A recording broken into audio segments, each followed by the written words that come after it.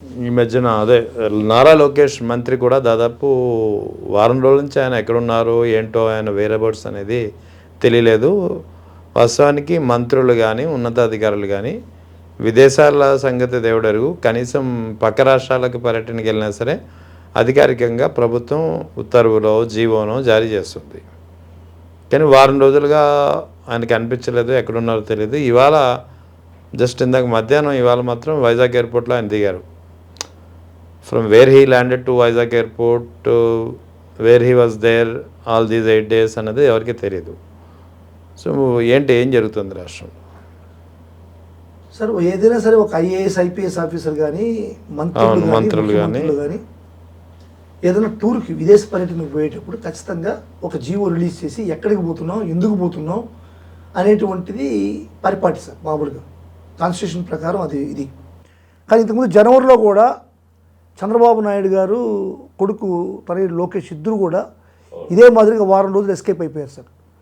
ఆ రోజు కూడా అసలు వాళ్ళు ఎక్కడికి పోయారు, ఏ దేశానికి పోయారు, ఏ పర్పస్ల మీద పోయారు, ఎందుకు పోయారు అనేటువంటిది ఇప్పటిదాకా ఎవరికి చెప్పలా, ఏ రాష్ట్ర ప్రజలకి ఏ అధికారులకు కానీ చెప్పలా. ఈరోజు మళ్ళీ ఈ నెల 19వ తేదీ అకస్మాత్తుగా ఉన్న పనంగా ఎస్కేప్ అయిపోయాడు సార్. రాష్ట్రంలో గగ్గోలు పెడుతున్నారు సార్ రాష్ట్రంలో జనాలు. నీకు సంబంధించినటువంటి శాఖలో ఏదైతే ఎడ్యుకేషన్లో ఉందో, ఎడ్యుకేషన్లో ఉపాధ్యాయులు 12వ పిఆర్సీ రాలేదని చెప్పని విజయవాడలో ఎండలో ధర్నా చేస్తున్నారు సార్. అదేవిధంగా వైజాగ్లో మీరు యువకాలంలో చెప్పినటువంటి 100 రోజుల్లో మేము నిరుద్యోగ వృత్తి ఇచ్చేస్తామని చెప్పిన యువకాలంలో చెప్పిన లోకేష్ చెప్పేసిపోయినటువంటి ఒక హామీ కోసం ఈరోజు వైజాగ్లో నిరుద్యోగులందరూ కూడా ధర్నా చేస్తున్నారు. ఇటువంటి పరిస్థితుల్లో 19వ తేదీ నుంచి ఈ రోజు వరకు ఈ యొక్క మంత్రి లోకేష్ ఏ విధమైన జీవో లేకుండా, అధికారికమైనటువంటి పర్యటనకి చెప్పకుండా, అధికారులకు తెలియకుండా, ప్రజలకు చెప్పకుండా ఎక్కడికి వెళ్ళారనేటువంటిది చాలా అగమ్యగోచరమైనటువంటి ఒక అనుమానం సార్. నాకు తెలిసి ఆయన ఏదన్నా సీక్రెట్ విదేశ పర్యటనకి వెళ్ళాడా, లేకుంటే ఎందుకు వెళ్ళాడు అనేటువంటిది ప్రజల్లో అనుమానం ఉంది సార్. ఈ ఆంతరంగికమైనటువంటి ఈ విదేశ పర్యటనలో మతలబు ఏంటి? 2 మతలబులు ఉన్నాయి సార్. ఒకటి తను ఎంజాయ్మెంట్ కన్నా పోవాలి. రెండోది వాళ్ళు దోచిన డబ్బును దాచడానికన్నా పోవాలి. ఈ 2 తప్ప ప్రజలకు చెప్పకుండా పోవాల్సిన అవసరం నాకు తెలిసి అయితే లేదు సార్. ఇప్పుడు సపోజ్ వేరే ఏదైనా ఇండస్ట్రీ కోసం పోవాలనో, లేకుంటే వేరే ఏదైనా సమస్యను మాట్లాడడానికి పోవాలనో, లేకుంటే ఇంకొక విషయానికి పోవాలనో పోయినప్పుడు ప్రజలకి చెప్పిపోతే తప్పు కూడా లేదు. ప్రజలకు చెప్పకుండా ప్రజలను తప్పుదోవ పట్టిస్తూ ఈ యొక్క అధికారులను కూడా మిస్లీడ్ చేస్తూ, అధికారులకు కూడా చెప్పకుండా నీకు ఆంతరంగికమైనటువంటి ఈ విదేశ పర్యటనలో ఆంతర్యమైనటువంటిది ఆ 2 మాత్రమే. ఖచ్చితంగా అతను దోచిన డబ్బున తాయడానికన్నా పోవాలా, అతను సొంతంగా ఎంటర్టైన్మెంట్ కోసం పోవాలి. ఈ రెండింటిలో ఏదైనటువంటిది ఖచ్చితంగా ప్రజలకు చెప్పాల్సిన అవసరం ఉంది సార్. చెప్పుకుంటా ఉంటే ఖచ్చితంగా ప్రజలు అనుమానించేటువంటి పరిస్థితి వస్తుంది. ఇప్పటికే అనుమానిస్తున్నారు లోకేష్ని. ఇంతకుముందు కూడా అతను చాలా జల్సాలు చేసేవాడు సార్. మీకు చాలా ఫోటోలు వచ్చి ఇప్పుడు లేవు. స్విమ్మింగ్ పూల్లో ఒక 3-4 అమ్మాయిలతో పట్టుకునేసి, బీర్ బాటిల్లో పట్టుకునేసి చాలా ఫోటోలు వచ్చాయి. ఆ విధంగా ఏదన్నా ఎంటర్టైన్మెంట్కి స్విమ్మింగ్ పూల్లో ఏదడానికి ఏమన్నా మీరు ఎవరికి తెలియకుండా సీక్రెట్గా ఏదైనా ఫారిన్కి వెళ్ళిపోయారా, లేకుంటే దోచిపెట్టిన డబ్బును దాచిపెట్టడానికి వెళ్ళారా అని స్ట్రైట్గా నేను ప్రశ్నిస్తున్నాను సార్. వీటికి చెప్పాల్సిన అవసరం ఉంది సార్ లోకేష్. ఇక ఇటీవల మా అంబటి రాంబాబు గారి ఇష్యూ అయినప్పటి నుంచి గుంటూరు నుంచి ఒక వాయిస్ గట్టిగా వినిపిస్తుంది. ముఖ్యంగా జనసేన మాజీ వీర మహిళ రజని లాయర్, ఇప్పుడు కన్నా రజని, ఇప్పుడు ఆమెను గట్టిగా ట్రోల్ చేస్తున్నారు. అది ప్రత్యేకించి మొన్న పవన్ కళ్యాణ్ సైనసైటిస్ ఆపరేషన్ గురించి ఆమె చేసినటువంటి వ్యాఖ్యల నేపథ్యంలో పెద్ద ఎత్తున ట్రోల్ చేయడమే కాకుండా వాళ్ళ ఫాదర్ చనిపోయినప్పుడు మిమ్మల్ని పార్టీ ఆదుకోలేదా అని చెప్పి మాట్లాడుతున్నారు. వాస్తవానికి ఆదుకున్నది పార్టీ కాదు, ఆ పార్టీకి సంబంధించిన ఒక వ్యక్తి ఈమెను వద్దన్నా సరే ఏదో హెల్ప్ చేశారని చెప్పి ఆమెనే చెప్పింది నాతోటి. ఓకే, కానీ వీళ్ళు గట్టిగా ట్రోల్ చేస్తున్నారు సార్. ఇప్పుడు జనసేన వీర మహిళలందరూ కూడా ఆమె చాలా భయంకరంగా ట్రోల్ చేస్తున్నారు సార్. ఇప్పుడు రజనీ గారు ఒకటే చెప్తున్నారు సార్, అన్న నేను మీ అభిమానిని, మనం పార్టీ పెట్టింది ఎందుకోసం పెట్టాం, ప్రశ్నించేదానికి పార్టీ పెట్టాం, చొగువిల ఆశయ సాధన కోసం మనం పార్టీ పెట్టాం. మీరు ఇప్పుడు మీ స్వలాభం కోసం తెలుగుదేశం పార్టీకి కొమ్ముగాస్తూ తెలుగుదేశం పార్టీ చేసేటువంటి అరాచకాల్ని, అన్యాయాల్ని, అక్రమాల్ని మీరు ఎందుకు ప్రశ్నించట్లేదన్నా? మీ రూటు మారిందన్నా, ఇది కాదన్నా మీ రూటు అని చెప్తోందని. ఈరోజు కూడా స్టిల్ టుడే ఆమె ఏం చెప్తోంది? నేను జనసేన అధినేత పవన్ కళ్యాణ్ గారి అభిమానిని, కానీ అప్పుడు పవన్ కళ్యాణ్ వేరు, ఇప్పుడు పవన్ కళ్యాణ్ వేరు అని చెప్తోంది. అది నిజమే కదా. ఇప్పుడు ప్రజలకు అర్థం కావట్లేదు. ఆ రోజు పవన్ కళ్యాణ్, ఈరోజు పవన్ కళ్యాణ్. ఆ రోజు పవన్ కళ్యాణ్ ఏం చెప్పాడు సార్? ఇప్పుడు వీర మహిళలు అంటున్నారు, జనసేన స్పోక్స్ పర్సన్స్ అంతా కూడా ఆమెని మాట్లాడుతున్నారు సార్. ఆమె కన్నా రజనీ కాదు, కన్నింగ్ రజనీ అంటున్నారు సార్. ఇది ఎంత నీచం సార్ ఇది. అంటే ఎందుకు ఆమె కన్నింగ్ రజనీ? ఆ రోజు జనసేన పార్టీ యొక్క స్వభావం ఏంటి, అసలు పార్టీ పెట్టడంలో ఉండేటువంటి ఆంతర్యం ఏంటి, ఆ ఆంతర్యాన్ని, ఆ స్వభావాన్ని మీరు మార్చుకున్నారన్నా అది మనకు నచ్చలేదు, నాకు నచ్చలేదు. మీరు నాకు ముందు కనిపించినటువంటి మా పవన్ అన్న కాదు, మీరు ఈరోజు మారిపోయారు. మీరు డబ్బు కోసమో లేకుంటే పదవుల కోసమో లేకుంటే ఇంకొక దాని కోసం మారిపోయారన్నా. ఆ మార్పు మంచిది కాదన్నా. మీరు ఒరిజినల్ పవన్ కళ్యాణ్గా ఉండండి అన్నా అంటుంది. అంటే అది తప్పు. అది అంటే మీ స్వభావాన్ని, మీ నేచర్ నీతి చూపిస్తే అది తప్పు. కన్నింగ్ రజనీ అయిపోయిందా? అంతకుముందు అయితే మనకు కన్నా రజనీనా సార్? నేను సూటిగా ప్రశ్నిస్తున్నాను సార్. జనసేన నాయకులకి, ఈ వీర మహిళలు అంటున్నారు కదా, వీర మహిళకి నేను డైరెక్ట్గా క్వశ్చన్ చేస్తున్నా.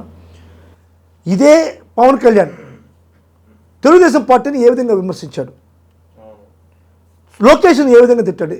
లోకేష్, నా తల్లిని దూషించావు, నిన్ను నీ పార్టీని బంగాళాఖాతంలో కలిపేస్తాను, తెలుగుదేశం పార్టీని నా కాళ్ళ చెప్పుల కింద నలిపేస్తాను అని చెప్పని నా తల్లిని దూషించిన వాడిని ఎవరిని కూడా నేను క్షమించను అని చెప్పని తెలుగుదేశం పార్టీని, ఇదే లోకేష్ని ఎంత వేరే ఆవేశంతో మాట్లాడినాడో మీకు ఆ వీడియోస్ అన్నీ ఉన్నాయి. అది మీరు చూడండి. ఈరోజు చంద్రబాబుని, లోకేష్ని మాట్లాడుతున్న విధానాన్ని మాట్లాడండి, వీర మహిళలు వినండి. అంటే ఆ రోజు పవన్ కళ్యాణ్ మాట్లాడిన దానికి, ఈరోజు పవన్ కళ్యాణ్ మాట్లాడిన దానికి మధ్య తేడా చూడండి. ఈ తేడా కన్నా ఎక్కువ తేడా ఉందా రజనమ్మ మాట్లాడే దాంట్లో తేడా? సార్, రజనమ్మ, కన్నా రజనమ్మ కన్నింగ్ రజనమ్మ అయినప్పుడు కొణిదెల పవన్ కళ్యాణ్ ఏం పవన్ కళ్యాణ్ అవుతాడు? చెప్పండి, మీరే చెప్పాలి కదా. మీరు కూడా న్యాయమే చెప్పాలా? మీరు ప్రశ్నించే పార్టీలో ఉన్నారు, న్యాయాన్ని అనుసరించే పార్టీలో ఉన్నారు. అది మీ ఊహ. మీరు చెప్పండి. ఇప్పుడు కొణిదెల పవన్ కళ్యాణ్కి ఏం పవన్ కళ్యాణ్ అని పెట్టాలా? మీరు చెప్పండి. ఇవన్నీ కూడా రాజకీయాల్లో ఉండేటప్పుడు మన దగ్గర ఉంటే ఒక నీతి, మన దగ్గర లేకుంటే ఒక నీతి. ఈ తెలుగుదేశం పార్టీ నేచర్ని పూర్తిగా అడాప్ట్ చేసుకున్నారు సార్ ఈ జనసేన కార్యకర్తలు. అంటే చంద్రబాబు నాయుడు గారి యొక్క ప్రవర్తన, చంద్రబాబు నాయుడు దగ్గర ఉన్నటువంటి ఈ నాయకుల ప్రవర్తనని పూర్తిగా అడాప్ట్ చేసుకొని వాళ్ళ అడుగుజాడల్లో, అంటే మనకు నచ్చినప్పుడు ఒక మాట, నచ్చనప్పుడు ఒక మాట, మనకు దగ్గర ఉన్నప్పుడు ఒక మాట, దగ్గర లేనప్పుడు ఒక మాట మాట్లాడే స్టైల్లోకి జనసేన వెళ్ళిపోయారు సార్. ఇంక జనసేన కూడా టీడీపీకి ఈక్వల్గా తయారైపోయింది. కాబట్టి వాళ్ళ గురించి పట్టించుకోవాల్సిన అవసరం లేదు. కానీ రజనీ గారు మాత్రం మాట్లాడేది నిస్వార్థంగా మాట్లాడుతుంది. ఈరోజు కూడా ఆమె మాట్లాడేది వాళ్ళ నాయకుడిని ప్రెస్ చేసే మాట్లాడుతుంది. వాళ్ళ నాయకుడికి చెడ్డపేరు రాకూడదనే మాట్లాడుతుంది. వాళ్ళ నాయకుడి యొక్క ఆలోచన విధానం మారిపోయిందని బాధతో మాట్లాడుతుంది. దాన్ని తీసుకొచ్చి వైఎస్ఆర్సీపీకి ఫేవర్గా మాట్లాడుతున్నావు, వైఎస్ఆర్సీపీ నువ్వు చేరిపోతావు వైఎస్ఆర్సీపీలో అని మాట్లాడుతున్నావు సార్. ఈ తెలుగుదేశంకి, ఈ జనసేనకి ఒక రోగం ఉంది సార్. ఎస్పెషల్లీ ఈ చంద్రబాబు నాయుడు గారికి ఒక రోగం ఉంది సార్. ఎవరైనా సరే తెలుగుదేశం పార్టీలో చేసేటువంటి అన్యాయాన్ని, అక్రమాన్ని ప్రశ్నిస్తే, తెలుగుదేశం పార్టీలో ఉండేటువంటి నాయకులు, కార్యకర్తలు తప్పు చేస్తే వాళ్ళని వైఎస్ఆర్ కాంగ్రెస్ పార్టీకి అంటగట్టేటువంటి ఆనవాయితీ సార్. ఓకే. ఎప్పుడు మీరు చూసుంటారు, ఒక 2-3 ఎగ్జాంపుల్స్ చెప్తాను సార్. రైతులకి యూరియా అందలేదని చెప్పని, మద్దతు ధర దొరకలేదని చెప్పని రోడ్లోకి వచ్చారు రైతులంతా కూడా. మామిడి రైతులకి 4 రూపాయలు కేజీ అని చెప్పి గిట్టుబాటు కాదని వాళ్ళు రోడ్లోకి వచ్చారు. ఈ విధంగా రోడ్లోకి వచ్చి ధర్నాలు చేసేటువంటి రైతుల్ని ఉద్దేశించి చంద్రబాబు నాయుడు గారు ఒక వ్యాఖ్య చేశారు సార్. మీరు రైతులుగా ఉండండి, మీరు రైతులు ఈ విధంగా చేయడం అనేటువంటి తప్పు. మీరు వైఎస్ఆర్ కాంగ్రెస్ పార్టీ కార్యకర్తల మాదిరిగా బిహేవ్ చేస్తున్నారు. మీరు రైతులా వైఎస్ఆర్ కాంగ్రెస్ పార్టీ కార్యకర్తలు అని అడిగారు సార్. మీకు గుర్తుందో లేదు. అదేవిధంగా విద్యార్థులు కూడా ఫీజు రీయింబర్స్మెంట్ కోసం ధర్నా చేస్తే వాళ్ళని అదే మాదిరిగా మీరు వైఎస్ఆర్ కాంగ్రెస్ పార్టీ కార్యకర్తల మాదిరిగా ఉన్నారు, మీరు స్టూడెంట్స్ మాదిరి లేరని చెప్పని వాళ్ళని ప్రశ్నించాడు. ఇంకొకటి సార్, తంబళ్ళపల్లి నియోజకవర్గంలో జయచంద్రారెడ్డి అనేటువంటి ఒక వ్యక్తి ఎమ్మెల్యేగా కంటెస్ట్ చేశాడు తెలుగుదేశంలో, ఓడిపోయాడు. ఓడిపోయిన తర్వాత ఆయన ఇన్ఛార్జి, తంబళ్ళపల్లి ఇన్ఛార్జి. ఈ జయచంద్రారెడ్డి తంబళ్ళపల్లి నియోజకవర్గం మురకల్ చెరువు అనే ఏరియాలో ఒక ఇలిసిట్ లిక్కర్ ఫ్యాక్టరీ ఒకటి పెట్టారు, అంటే మద్యం తయారీ కేంద్రాన్ని పెట్టారు. పట్టుబడితే వెంటనే చంద్రబాబు నాయుడు గారు ఇచ్చిన స్టేట్మెంట్ ఏంటంటే, ఇతను పెద్దిరెడ్డి రామచంద్రారెడ్డి గారి కోవట్టు, వైఎస్ఆర్సీపీకి కోవట్టు అని చెప్పి స్టేట్మెంట్ ఇచ్చారు సార్. అంటే మీ పార్టీలో ఉండే ఎవడు తప్పు చేసినా, మీ పార్టీలో ఉండే తప్పుల్ని ఎవరైనా ఎత్తి చూపినా వాళ్ళందరూ కూడా వైఎస్ఆర్సీపీ క్యాడర్ గాను, వైఎస్ఆర్సీపీ ఫాలోవర్స్ గాను, వైఎస్ఆర్సీపీ కార్యకర్తలు గాను డిసైడ్ చేస్తున్నారు. కానీ ఇదైతే వాస్తవం సార్. ఎందుకంటే వైఎస్ఆర్సీపీ నైజమేది, మీ తప్పుల్ని, మీరు చేసేటువంటి అక్రమాన్ని ఎత్తి చూపేది. ఖచ్చితంగా మీరు ఇవి తెలుసుకోవాల్సిన అవసరం ఉంది సార్, ప్రజలు కూడా తెలుసుకోవాల్సిన అవసరం ఉంది.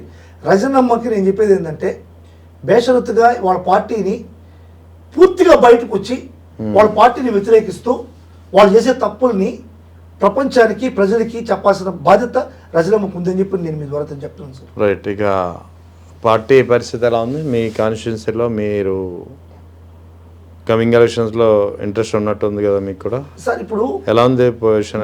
మా పార్టీ పరిస్థితి శ్రీకాళహస్తి విషయానికి వస్తే చాలా బాగుంది సార్. ఎందుకంటే ఇప్పుడు ప్రజెంట్ ఉన్నటువంటి ఎమ్మెల్యే అన్ని విధాలుగా ఫెయిల్. ఈవెన్ గుడిలో కూడా ఆయన చేసినటువంటి చాలా కార్యక్రమాలు ప్రజలకి ఆమోదయోగ్యంగా లేవు సార్. లేవని మళ్ళీ తీసుకొచ్చి మళ్ళీ అదే కార్యక్రమాలు, మళ్ళీ పాత కార్యక్రమాలు పెట్టాడు. అంటే అతను చేసేటువంటి కూడా చాలా ఫెయిల్యూర్ ప్రోగ్రామ్స్.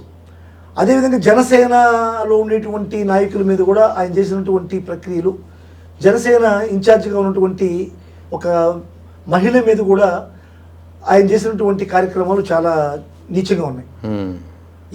వాళ్ళ కూటమిలోనే ఆయన అంటే పట్టేటువంటి పరిస్థితి లేదు. మా కావాల్సిన ఎమ్మెల్యే ప్రజెంట్ ఇన్ఛార్జిగా ఉన్నటువంటి మధుసూదన్ రెడ్డి ఓకే సార్, ఆయన ప్రజల్లో ఉన్నాడు, ప్రజల్లో పార్టీని ముందుకు తీసుకెళ్తున్నాడు. ఇప్పుడు మంచి పేరు, ప్రజల్లో కూడా మంచి పేరు ఉంది ఆయనకి. ఖచ్చితంగా మా పార్టీ వైఎస్ఆర్ కాంగ్రెస్ పార్టీ ఈసారి కాళహస్తి నియోజకవర్గంలో రెపరెపలాడుతుంది సార్. దాంట్లో 100% డౌట్ లేదు. ఈ సబ్ డివిజన్ ఏదన్నా వస్తే ఖచ్చితంగా జగన్మోహన్ రెడ్డి గారు నాకు అవకాశం ఇస్తే నేను కార్యక్రమాల్లో పోవడం కానీ, లేకుంటే పార్టీ కోసం నేను నిలబడడం కానీ ఖచ్చితంగా చేస్తాను సార్. దాంట్లో ఏం డౌట్ లేదు. Right sir, thank you sir. Okay sir, thank you sir.